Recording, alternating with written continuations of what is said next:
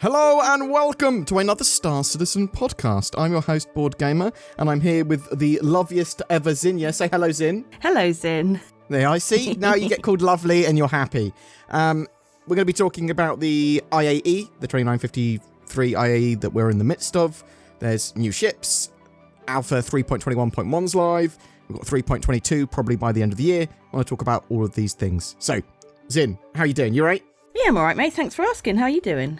Yeah, I'm all right. Thanks very much. A little bit tired, but that's because I've had to do the normal videos that I do, plus at 4 p.m. UTC every day, do a IAE video. It's a hard life, isn't it? It is. It's a hard life. I have to play these computer games and walk around and do things. So IAE, Intergalactic Aerospace Expo, is in full swing at the moment. For people that don't know what that is, what? Why? It's basically a big ship expo, biggest sales event of the year for CIG. Pretty much everything, not everything, but pretty much everything is on sale that's ever been concepted or is flyable now. You can buy that. You can also try it all for free. Star Citizen's free to play until the 30th. And yeah, so this huge event, and I think it's going to smash Star Citizen's funding out of the park. But we'll have to sort of wait and see. It's doing pretty well. Something I did miss this year from the IAE was there was no Jax. Why? Yes, what a sound to make. I like Jax. Yes, so I suspect he will reappear next year.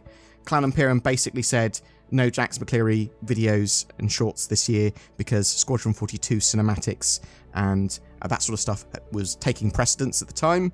Obviously, Squadron 42 now is feature complete, and Cloud Imperium are bringing a load of Squadron 42 stuff over to Star Citizen's Persistent Universe.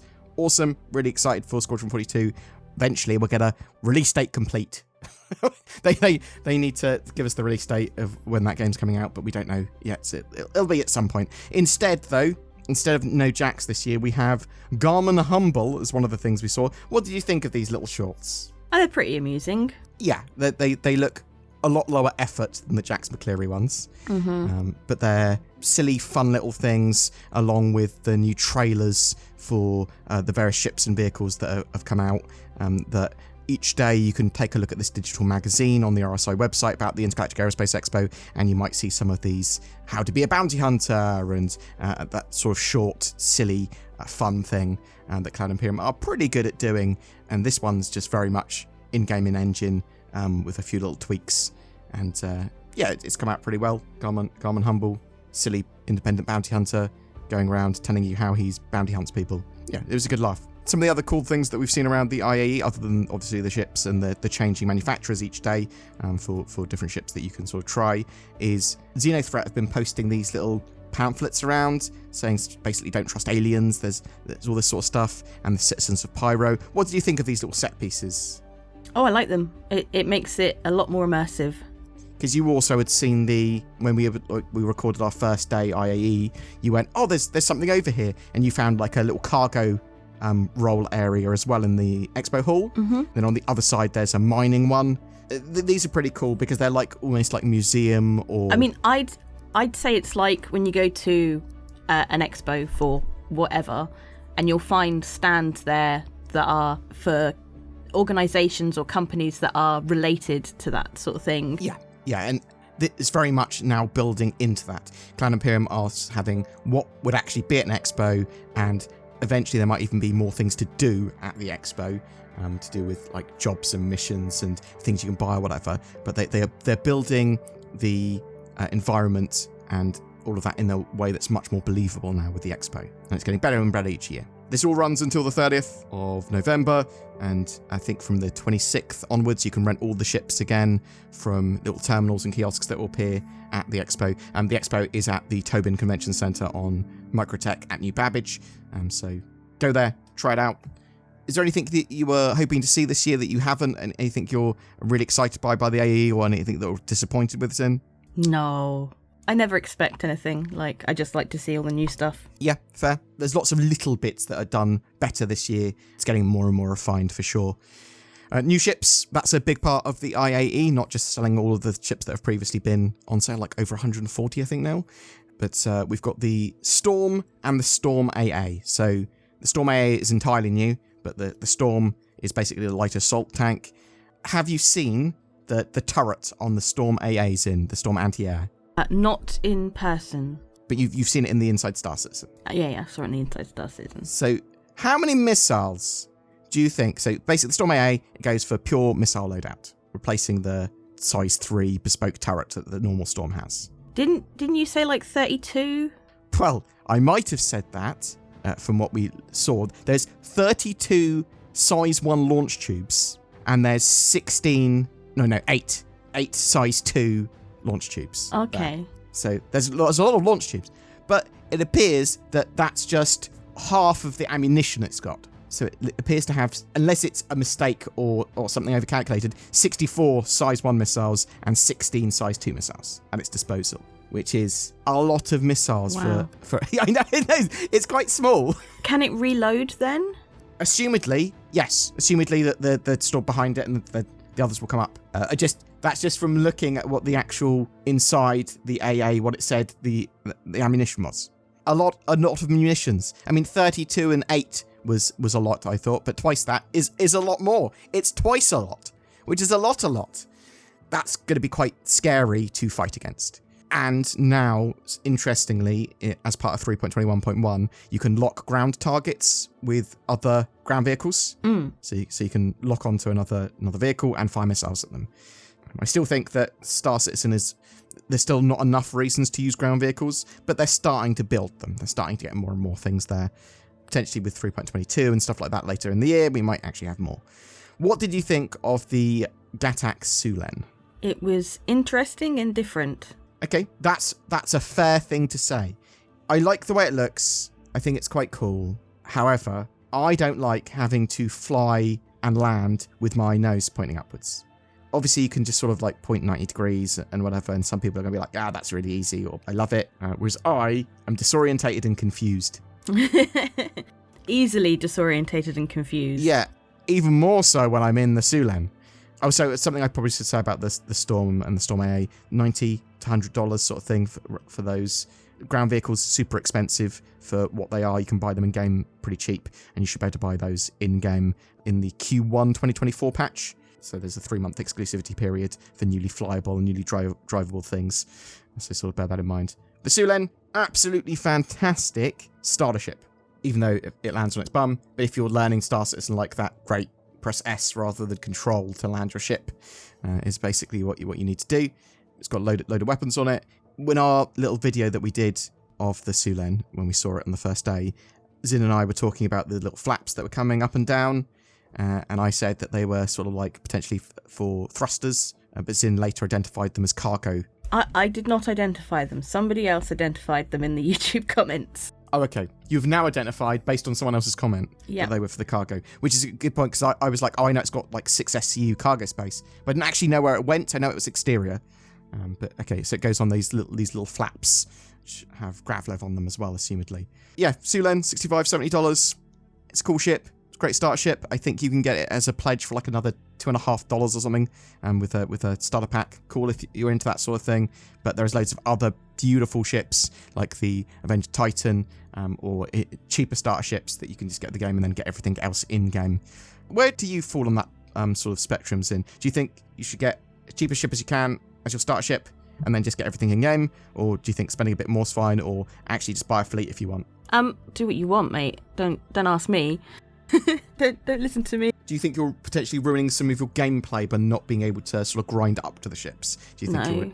It depends what people like. Like, I think that, you should probably go for the cheapest ship you can. If you want to spend a little bit more and get something a bit more of what you want, do it. Like a Javelin? No. But I want my starter ship to be a Javelin, Zin. Well, tough, because you can't fly it in game. Oh, well, soon. One day. So, that's a good segue to briefly talking about the Idrises and Javelins. So, on the Aegis Day, they sell Idrises and Javelins, these giant capital ships, and there's throughout the IAE they were selling other limited hull ships they're known as. So basically they sell them in 3 waves, very limited quantity, at 4 p.m, midnight and 8 a.m. UTC on the respective manufacturer days that have those ships within them. So things like the Kraken, things like the 890 Jump, things like the Idris and Javelins. The Idris and Javelins, they sold out almost immediately on each wave, like within seconds. Just boop. gone. And an Idris is around $1,500, and the Javelin is around $3,000. That's a lot of dollars. It's a lot of dollars. It'd be $3,600 for me in the UK if I was trying to grab a Javelin. Oof.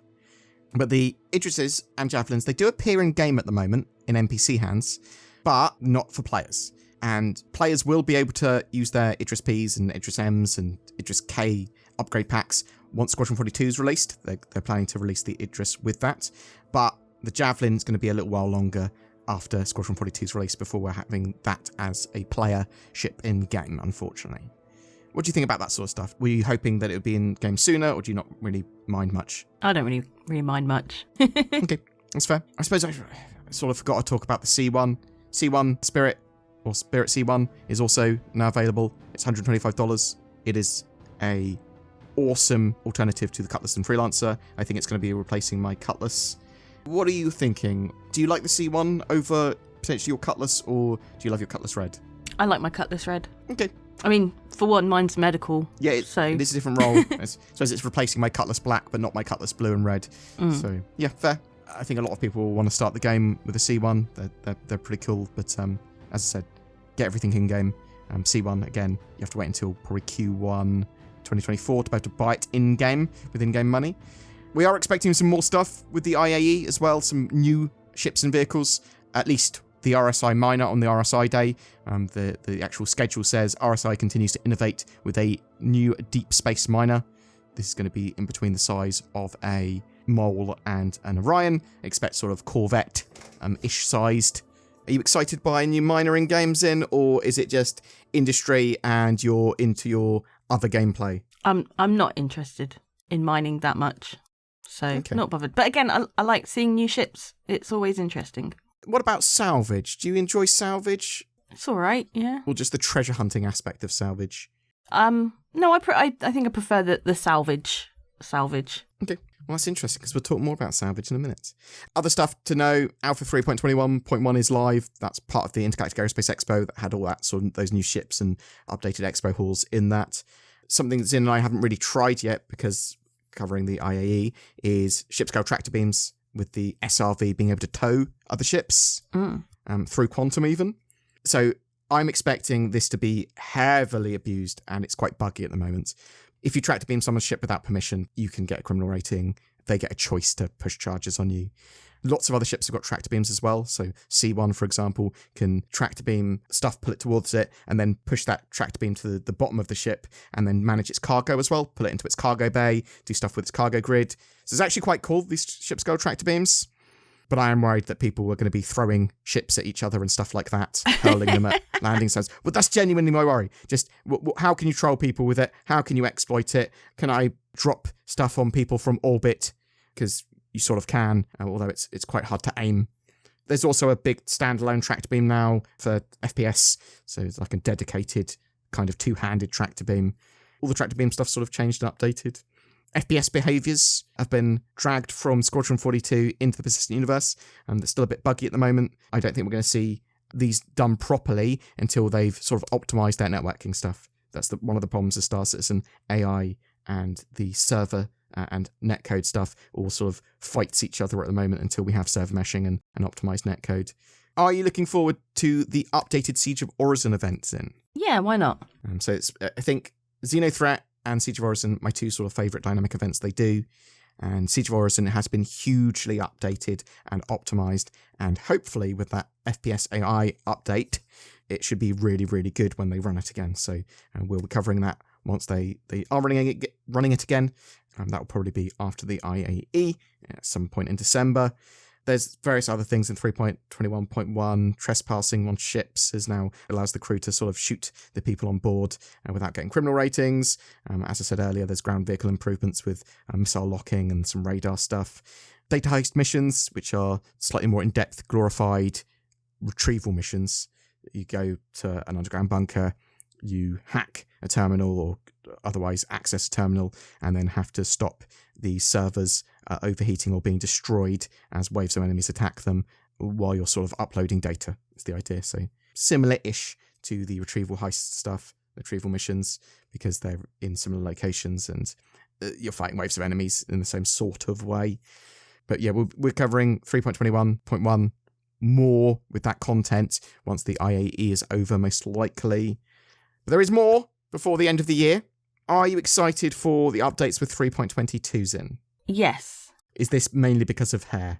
Yes. So Zin's wanted long hair for ages. Yeah, I'm sick of having short hair. I don't like short hair. Me too, mate. I've got the shortest of the hairs, unfortunately. But yes, basically they're giving us a load of long hair and updating some of that stuff for the character customizer and the NPC generation, I believe, as well. And I do think that that's going to make a huge difference when you're walking around landing zones having long hair on some of those female characters and male characters as well. You do what you want. So you've got a moke at the moment and are almost bald other than the small moke. So you're just going to have luscious long locks then? Is that as long as I can, yeah. Okay, and we'll see what hairstyles are actually added. We don't know, but we know there are long hairstyles being added. So something I'm really excited about is settlements all around Stanton, especially on Microtech and Hurston. Though we'll see some on the moons. So we've seen some of these that Cloud Imperium have been building over quite some time. We know there's been a lot of work on them for these ones in forests.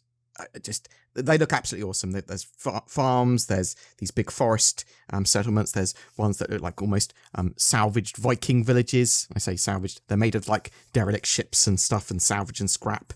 What are you thinking of these? Are these sort of locations that you're interested in visiting and doing missions at, or are you going to be avoiding them? I think it will be a nice change to missions we already do. Like, I assume we'll have the same sort of missions, but at these new locations. So it'll be a nice change of scenery. Yes, and I think that they're going to allow for much more in the way of planet-side missions, so that you don't need to leave the planet. And potentially you can go to nearby outposts, even just with ground vehicles, stuff like that. That's what I'm hoping. So you have like settlement missions where you'll clear out a nearby other point of interest, stuff like that. But we'll have to sort of wait and see, I suppose. We saw like a rusty old oil derrick. We've seen these loads and loads of interesting sort of locations. There's also a variety of new Arena Commander maps that are coming with 3.22 based on some of these settlements. So that'll be cool, both FPS and sort of ship battle ones. Something else quite exciting for people that like salvage is structural salvage, so the crushing and nomming up of the rest of the ship. Yay. Beyond just the hull. Yeah, so obviously makes the Reclaimer really, really cool and powerful. The Vulture can do it as well, but obviously at a smaller scale, and assumedly more slowly. That's the word. Slowly.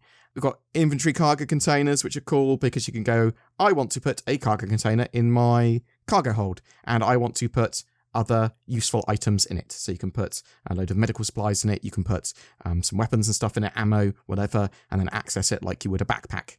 And I believe it is also counted when you're trying to sell stuff, so it will sell the stuff out of those boxes as well, I believe. So just very useful. The thing I am most excited about, however, Zin, is what I expected to be in a little while ago with the Arena Commander updates, which is Arena Commander Multicrew. Oh, yes. Yeah, so this is genuinely cool because I can then play Vandal Swarm and Pirate Swarm in a multi-crew ship and have multi-crew people running around manning my guns and weapons and stuff. I do think this also means, as Cloud Imperium said, they wanted to be testing at some point the engineering and that sort of gameplay in an experimental mode that they showed off at CitizenCon. So hopefully we'll get that with 3.22 as well, but we don't know for sure. But multi-crew, oh, yes, please, doing Vandal Swarm in a Constellation or Mercury Star Runner or whatever just sounds cool to me. Or even loads of people in a Javelin. Oh, yeah, please, GIF. We also have the Santok Yai, which is the Xi'an medium fighter, and the X1 Origin hoverbikes. Cool. Yeah, new vehicles and ships. Might see some other new vehicles and ships in that patch as well. There is something that I think might turn up here, especially with the inventory containers and the sort of updates to cargo that have generally been going around. And that's, do you think we're going to see persistent hangars and freight elevators or freight elevators that they've been showing off recently in 3.22? I don't know. Is it on the roadmap? No. They showed it off in some detail at CitizenCon though. They went, look at this, it's working. It looks like it's working. Just give it to me. I want the 3.20. I want freight elevators. I want persistent hangars. I want to be able to bring up my vehicles in my hangar and then drive them into my ship, so I don't have to worry about all that annoying way of spawning them. I want to be able to deal with my cargo and give me all that cargo gameplay that they keep on talking about. And for that, we need freight elevators. And they look like they're done. They look really, really ready. But, what if they're buggy? Well, they're gonna be. It's an alpha. That's fine. Put it in an Evocati build, then put it in the first wave PTU build when it's ready. And I suppose they can do it on a preview build. They can do it in PTU and stuff like that now. Talking about preview builds, we are expecting more Pyro playtests before the end of the year to wider waves. And we are also expecting, or at least I'm expecting, before the end of the year, the replication layer test. That might be as part of the Pyro playtest. That might be just in Stanton. I don't know. Sort of going to have to wait and see. Are you excited to see these sort of tests and playtests in? Or are you more keen to have them in a better state before you play them? A little bit of A, a little bit of B. I like to see them. I like to see the new things, but I also like them to be working. Playable, yes. A lot of people love like Evocati builds and the preview builds and super buggy builds because they get to see it at the earliest stage and they feel like a privilege for playing it, right? Yeah. Whereas I would much rather, in those situations, just be a very quick tourist, turn up, go, oh, this looks new and cool. I'll see you when it's working.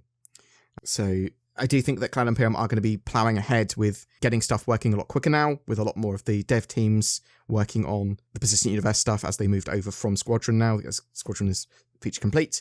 And I'm looking forward to what the future brings. Anything else you're excited for between now and Christmas, Sin? Christmas? Okay, well, we also in Star Citizen, Christmas is Luminalia, and there will be the Advent calendar as well.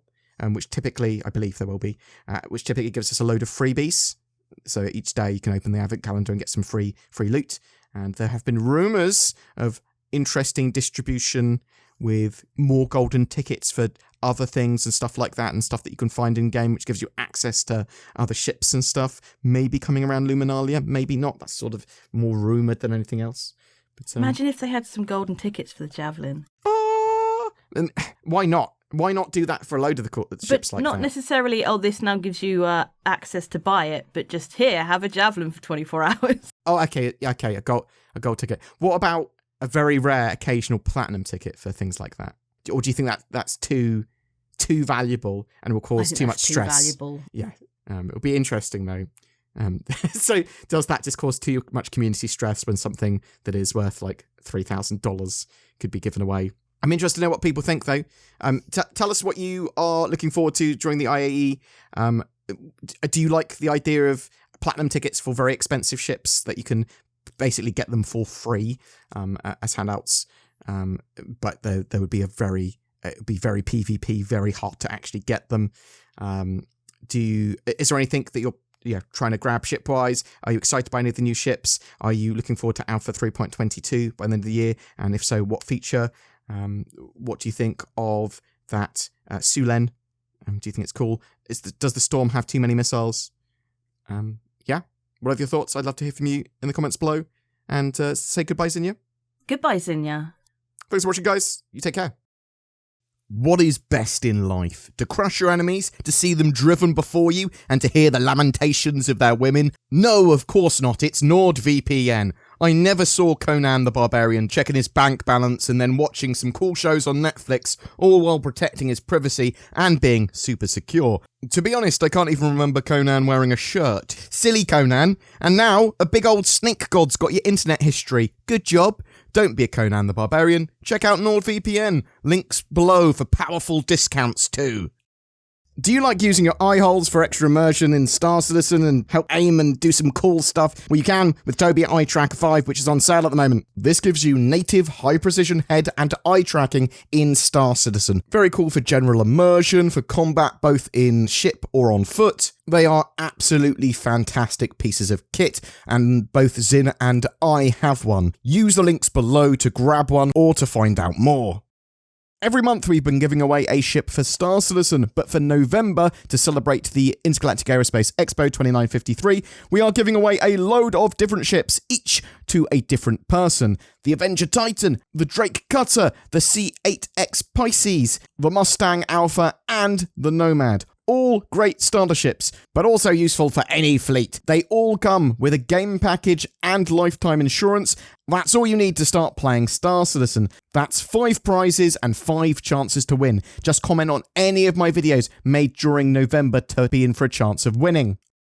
I want to say a massive thank you to everyone that goes the extra mile in supporting the channel via Patreon or the join button under my videos and then becoming a channel member. Please consider joining those fabulous people as well. It allows us to make daily content for Star Citizen and Squadron 42, delving into all the news, drama, development info, and gameplay that these games have to offer. Thank you so much for watching, and I hope to see you in the verse.